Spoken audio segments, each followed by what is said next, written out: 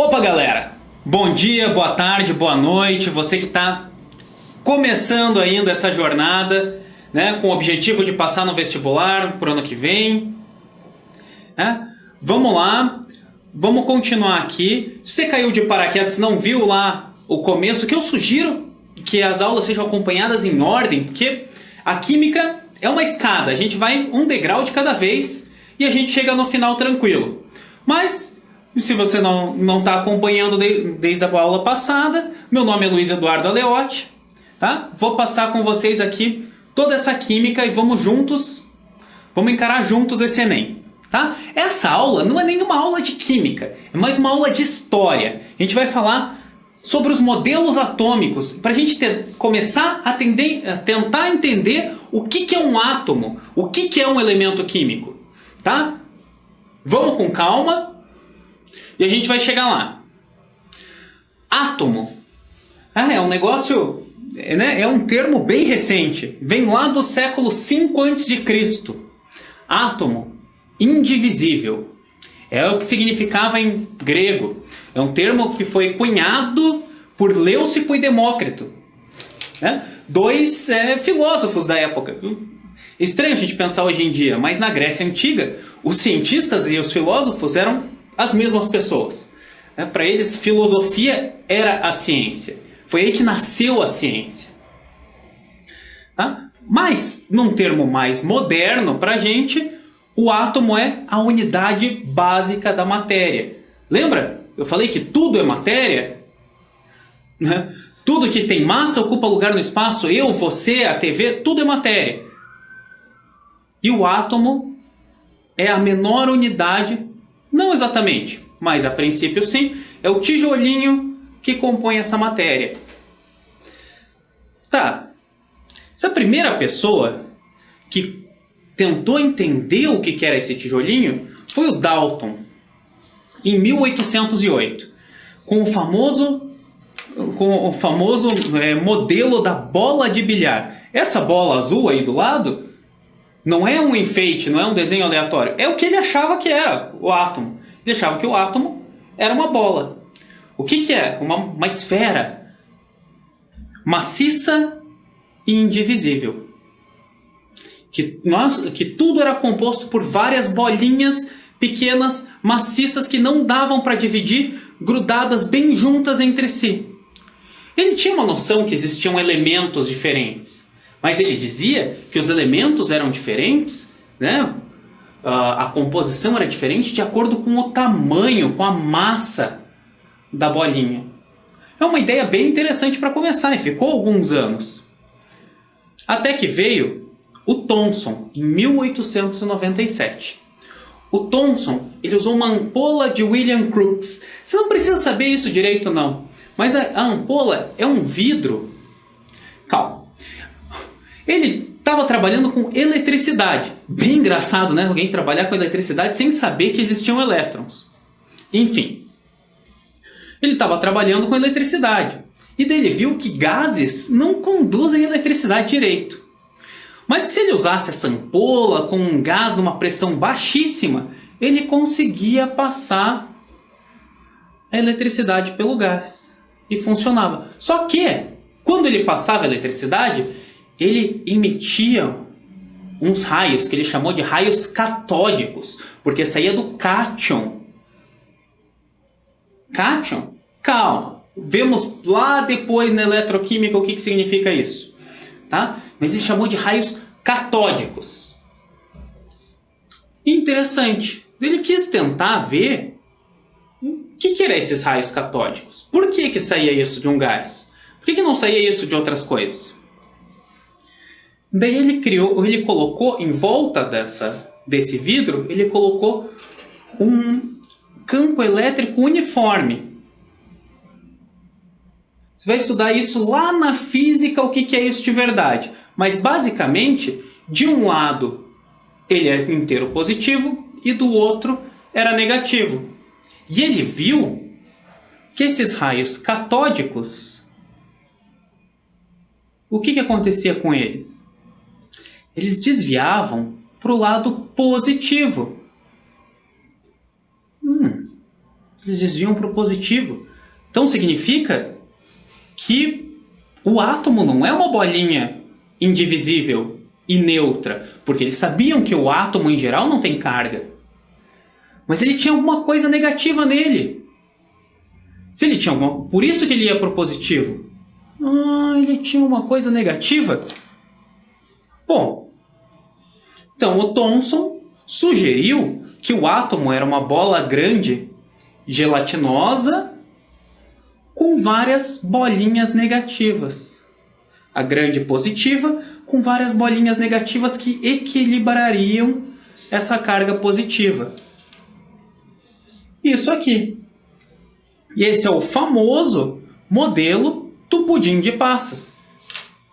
Por que pudim de passas? Porque o Thomson era inglês e gostava de pudim. Pudim de passas é bem tradicional na Inglaterra, e é isso que ele gostava. Ele olhou esse modelo e falou: parece o pudim de passas da minha avó. Por isso que ficou famoso. Então, o Thomson foi o responsável por descobrir que existia elétron, que o átomo não é nada de átomo no sentido original. Ele é divisível. Ele tem uma parte positiva e ele tem uma parte negativa. Ele tem as pequenas partículas que são os elétrons. Tranquilo? Bom, já deve saber que não para por aqui. A gente não usa esse mesmo modelo desde 1897. Porque aí veio o Rutherford. O Rutherford, ele não queria dizer que o Thomson estava errado. Pelo contrário, ele fez o experimento querendo validar a ideia do Thomson. O experimento dele, na verdade, é bem engraçado, de certa forma. Ele pegou um rádio, não um rádio de música, um rádio elemento químico, que já tinha sido descoberta a radiação. Tá? E ele colocou ele isolado numa caixa de chumbo, onde não passaria essa radiação, tendo só um pequeno buraquinho, né, que ele abria para ele direcionar esse raio. O que é radiação? Mais para frente. Vamos com calma. Daí ele mirou esse quadrado, essa caixinha aí, esse canhão radioativo. Ele mesmo dizia que isso pareciam balas, numa folha bem fina de ouro. Bem fina. A espessura, se eu não me engano, era cerca de 300 átomos que eles calcularam. Qual que é a ideia? Claro, você não conseguiria ver ele na folha. E ele colocou um detector atrás. É o que as pessoas... O que os cientistas tinham sugerido. É que fosse colocado um detector só atrás. Como se fosse uma parede. Um filme fotográfico que detectasse isso. O Rutherford pensou: e se tiver alguma coisa diferente? Por que a gente não faz com um detector em toda a volta, aqui só deixando um espaço para entrar? Vai que acontece alguma coisa diferente. O que ele esperava ver? Bom, bem simples de reproduzir o que ele esperava ver. Você pega uma arma de fogo e atira num lençol. Né? Partículas bem pesadas indo numa... Armas de fogo não mexam com isso, mas enfim. São partículas bem pesadas indo em direção a uma malha bem fina. O que ele esperava e maleava? Ele esperava que tudo passasse direto. Né? Como se furasse, fizesse buraquinhos, passasse direto e ele fosse encontrar tudo lá no fundo. Só alguns poucos passassem muito perto da carga positiva com positivo e ele conseguisse desviar. Mas não foi o que aconteceu. Quer dizer, foi. Maior parte aconteceu isso. Mas tiveram esses raios aqui. O que isso aconteceu? Ele batia na placa de ouro e voltava para trás. Era 1 a cada 20 mil partículas que faziam isso, bem pouca, mas fazia. Espera aí, o que isso significava para ele? Então, aqui do lado de cá, a gente tem a visão microscópica daquela folha de ouro. O que acontecia? Ó, cada um desses aqui seriam os átomos da folha de ouro grudados. Então, tiveram os raios que passaram reto, normal, os que desviaram um pouco, e alguns que batiam na direção do núcleo, e daí desviavam, tinham um grande desvio, às vezes iam para trás, ou desviavam bem. Peraí, tem uma coisa diferente nisso aí. Então, aqui a gente tem uma ideia da diferença do que ele esperava, né? Ali a gente tem aqui o modelo de Thomson, o que era para acontecer se os átomos fossem do jeito que o Thomson achava, se fossem aquele pudim de passas. Era para passar reto e um ou outro dar uma desviada. Mas não era isso que acontecia. O que ele viu foi isso aqui. Alguns raios davam uma desviada de leve quando passavam perto do núcleo, e outros que batiam na direção do núcleo, eles desviavam tinha um grande desvio. O que isso significa? Significa que então que o núcleo não é algo difuso, é que na verdade toda aquela massa do núcleo está concentrada numa pequena parte. Como a gente sabe essa pequena parte? 1 a cada 20 mil dos raios desviavam. Então é como se ele ocupasse 1 sobre 20 mil do volume, de certa forma. Mas espera aí, a gente sabe que então o núcleo ele é pequeno e ele é pesado, ele é o maior peso, praticamente todo o peso do átomo. E os elétrons, a gente sabe que eles são menores e mais leves. Então, o que tem aí? Nada. É isso aí. Isso que ele sugeriu, que tivesse um núcleo pesado no meio, que fosse compostos de prótons. Ele mesmo criou esse termo quando descobriu-se depois a existência dos prótons e dos nêutrons, e os elétrons ficariam flutuando em volta, girando em volta, com grandes espaços vazios entre os elétrons e entre o núcleo. Isso ele chamou de modelo planetário, porque seria mais ou menos a ideia do nosso sistema solar. E esse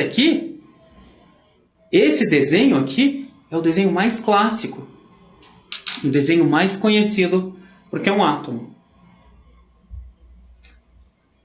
Uma pena que ele também está errado, porque logo depois, o modelo dele era de 1911. Em 1913, o Niels Bohr, um cientista bem jovem, que tinha trabalhado com o Thomson, o cara do pudim lá, e chegou a trabalhar com o Rutherford também. Ele não trabalhava exatamente com isso. Ele estava fazendo uma observação dos espectros atômicos. Tá? O que significa isso? Tá? Esse experimento não tem... a gente não tem muitos detalhes, não interessa muito a vocês os detalhes, mas o que ele fazia? E primeiro ele trabalhava passando uma luz simples no prisma, e que ele via aquela decomposição de cores que todo mundo conhece, né? O arco-íris vem daí, né? A decomposição da luz branca. Daí ele começou a trabalhar com os espectros atômicos de substâncias diferentes. Nessa a gente já tinha umas ideias de elementos diferentes, né? E daí ele viu, por exemplo, aqui é o espectro do hidrogênio. Ele só emitia um pouquinho, alguns tons só, não emitia todos os tons do arco-íris. A maior parte ele só absorvia. E ele viu que cada elemento emitia uma coisa diferente. Então, se cada um emitia luzes diferentes, significa que eles teriam que energias diferentes, algo desse tipo. Aí, uma ideia mais teórica, ele fez os famosos postulados de Niels Bohr, que são 5, tá? Então ele concluiu primeiro que os elétrons se movimentam ao redor do núcleo, em trajetórias circulares, mas não desordenado ou de qualquer forma, que nem o Rutherford achava. Não. Ele descobriu que eles têm níveis de energia. Como assim? Voltando a pensar no sistema solar. A gente tem o Sol e a gente tem o Mercúrio que roda bem perto dele. Isso seria como se fosse um nível de energia. Daí a gente tem Vênus um pouco mais afastado, que seria um outro nível. Daí vem a Terra, entendeu? Não é totalmente desordenado ou de qualquer forma, ou todos à mesma distância. Ele descobriu a existência desses níveis de energia, muito importantes para a química. Segundo postulado, cada nível possui um valor de energia constante. Como assim? Bom, todo mundo que está lá rodando mais perto, todos aqueles elétrons têm uma certa energia cinética, é a energia do movimento. Os que estão um pouquinho mais afastados têm uma energia um pouco maior e vai indo. Então, mas todos que estão no mesmo nível têm a mesma energia. Por quê? Porque um elétron pode saltar de um nível para o outro. Ele não fica preso no próprio nível sempre. Se ele ganhar energia, ele salta de um nível para o outro. Esse é o terceiro postulado. Então ele só vai saltar se ele absorver energia. E tem que ser de uma fonte externa. A energia dentro do próprio átomo, né, é constante. Então uma fonte externa dê energia para um desses elétrons, ele consegue pular para outra camada, porque a outra camada tem mais energia. Lembra? Todas as camadas têm energia constante, então se algum ganhar energia, ele vai para a próxima camada. E o elétron também pode retornar para a camada anterior da dele. Como que ele retorna? Se ele perder energia, isso vai implicar então na emissão de energia, normalmente na forma de um fóton, né? Tipo um raio de luz. Inclusive, isso explica os fogos de artifício, por exemplo. Sabe os fogos de artifício de Ano Novo, aquele colorido? O que acontece? Você esquenta um elemento químico que na explosão, você esquentando, você está dando energia. Essa explosão está dando energia. Está dando energia, vários elétrons deles vão ser excitados, que é quando ele ganha energia e pulam para uma camada maior. Quando eles vão retornar para a camada anterior, para a camada deles de origem, eles vão ter que perder essa energia. E eles perdem de que forma? Daquela forma daquela luz. Então, os fogos de artifício vêm por causa disso, porque quando um elétron retorna para a camada dele originária, ele vai liberar energia, vai liberar luz. E o quinto postulado é: não existe nível intermediário de energia. Ou um elétron está num nível, ou ele está no outro. Ele não pode permanecer entre dois níveis. Tranquilo? Então, os 5 postulados dele, a gente tem: elétrons se movimentam em trajetórias circulares ao redor do núcleo, mas em níveis diferentes, não sempre juntos, não todos juntos, e muito menos aleatoriamente. Cada nível tem um valor de energia constante. E um elétron pode saltar de um nível menos energético para um mais energético, se ele absorver energia externa. E ele também pode retornar, ele sempre vai acabar retornando para o nível original. E com isso, o que ele vai fazer? Ele vai devolver a energia, liberar um fóton. E não existe elétron entre dois níveis. Então, o modelo atômico do Niels Bohr seria algo desse tipo. um núcleo no meio e várias órbitas circulares em volta. Essas órbitas, teoricamente, são infinitas, mas foram descobertas até hoje átomos com até 7 órbitas, 7 camadas, né?